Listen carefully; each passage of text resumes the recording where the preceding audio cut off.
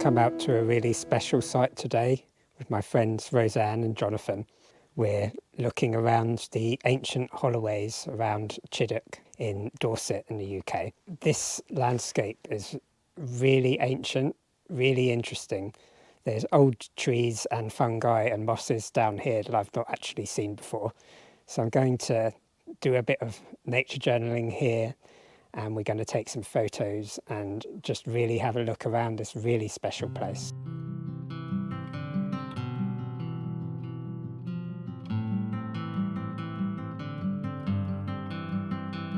Give us a wave, Roseann. Hello. This is fantastic. Am I seeing grape back there? I very much doubt it. Okay. It's possible, but very unlikely. It's probably ivy. Very Those rounded leaves.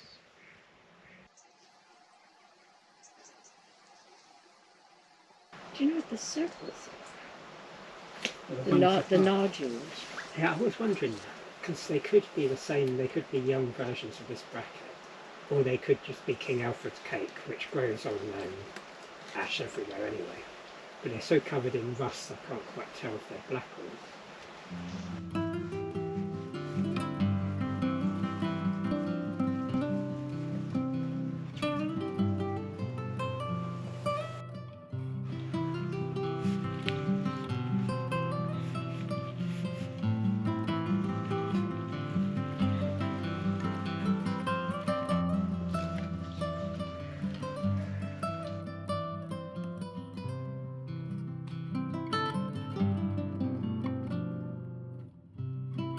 This one's dated 350 BC.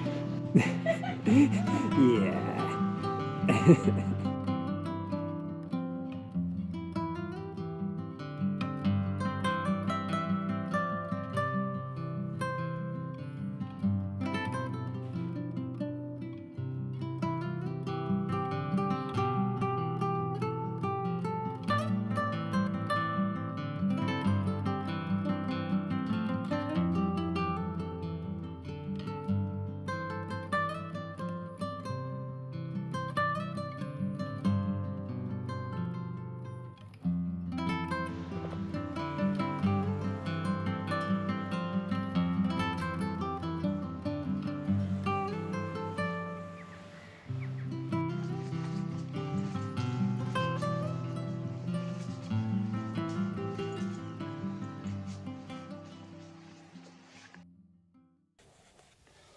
Is it blackberry, the top one?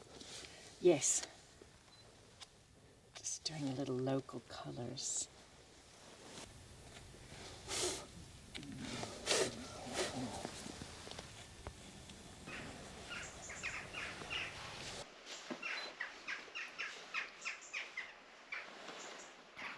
There's something kind of calming and cathedral-like about this place. It's really, it's old. It's like old trees or old cathedrals when you're just somewhere really wild and special and beautiful. And there's a kind of silence and peace here. It's just, it's like it kind of makes you want to hush your voice as you walk in and not talk too loud and look after the kind of the reverence of the place. We've only seen a few other people around. We've kind of mostly had this whole place to ourselves, and just look at what we've been exploring. I'm really inspired to make a nature journal page about this in my new journal this week. Later in the walk, I found myself a tyre swing hanging from a branch over the Holloway. Who can resist one of these things? I certainly couldn't. Had to go and give it a try.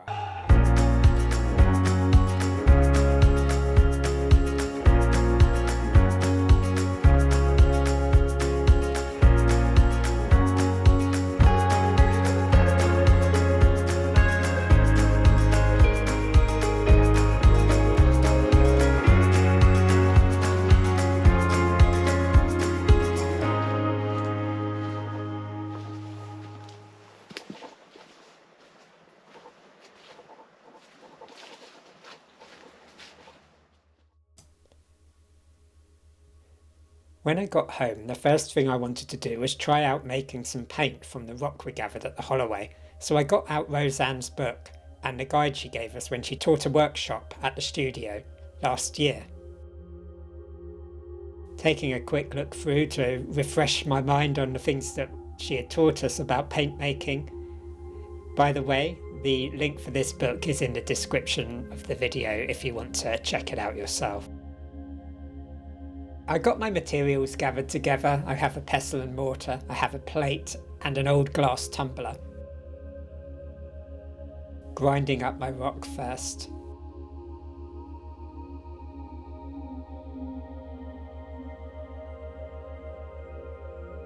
Now I'm going to pour it out onto the plate. Grab a little bit of gum arabic. This is kind of a quick and dirty method for making paint. It just gives you a little bit to play with. It's not really how you'd make it if you wanted to do it professionally, but I'm mulling together the pigment and the gum arabic. Takes a little while, this job. I think it's ready, let's give it a little test. I have this little sketchbook for all of my testing. It's got all my paints and swatches of inks that I've made myself too.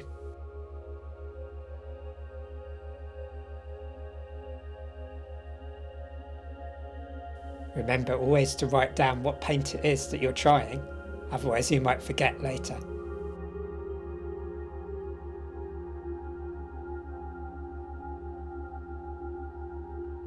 I've got my paint ready here, and I've got my nature journal with all of my writings from the field.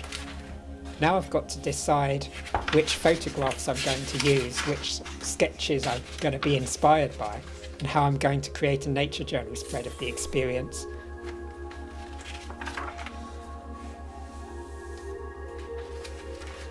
I've got all of these leaves and bits too that I gathered out in Holloways. I could use these, or I could keep them for a later project.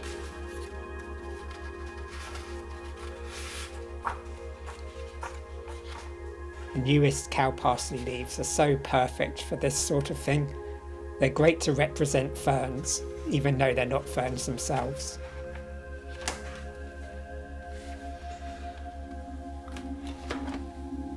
Which pictures am I going to use? I've selected a few of my favourites. This little sketchbook has lots of different papers and fabrics. It's a really good one for trying out ideas for my other nature journals. And also making some beautiful sketchbook spreads inspired by my time outside.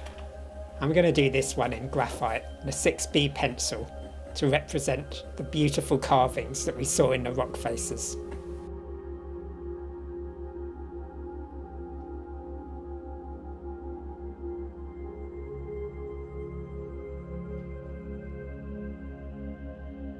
About halfway there.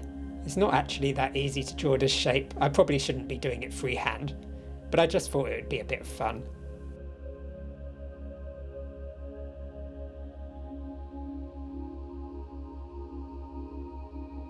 But now I've got to think about what to do on the other page. I want this to be a full spread about the Holloway. So let's get started using some of that paint that I made earlier.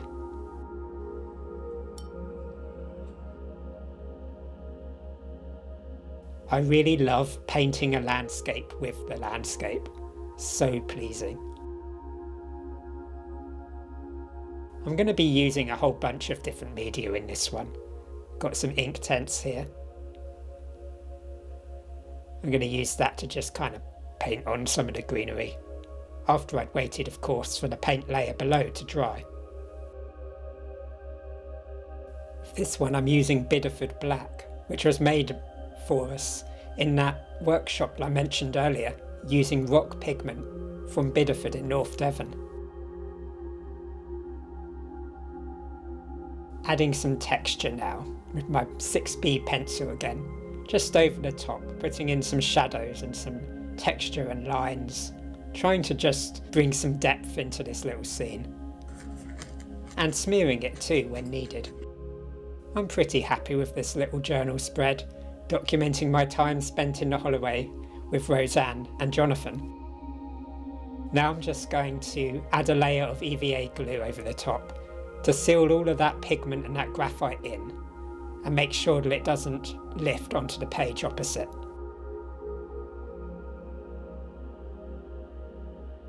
Just let it dry in the sunshine by the heater. And watching Tom Nicholas on the iPad as I finish off. He's my favourite documentary maker on YouTube. And here we have the final spread, celebrating the Holloways of West Dorset.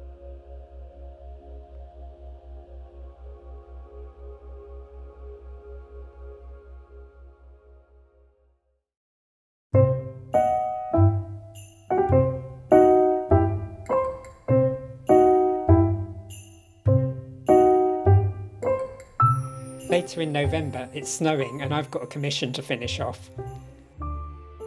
I'm going to be putting gold leaf on this one today. It's a tricky job, gold leaf. I'm trying not to breathe too hard, carefully picking it up and taking all the excess off so I can use it again later. I'm pretty happy with this commission, and it went down very well when I presented it to its new owner too. Running a creative business isn't always being outside. Sometimes I just have to work on the admin side on the computer. But it was a lovely sunny day, and I got to share the sofa with Luna as I worked. Later that day, I got to make the most of the sunshine with a late November swim. It was very windy and very cold, but the sea temperature is still relatively warm. Quite a good time to be going for an early winter swim. I really hope you enjoyed watching this video. Remember that you can learn more about nature journaling at naturejournalingcircle.com, where I teach these techniques through pre-recorded courses and live video tutorials. Don't forget that there's 2 months free on an annual membership. So if you want to start nature journaling in 2025, go and check that annual option out. This is a great way to support my work. Thank you so much, everybody. This is probably my last video for this year. I hope you all have a wonderful holiday time. Let me know what you thought of the video in the comments below, and I look forward to seeing you for more regular content as I nature journal my way through 2025. Thank you so much for watching, and I'll see you next time.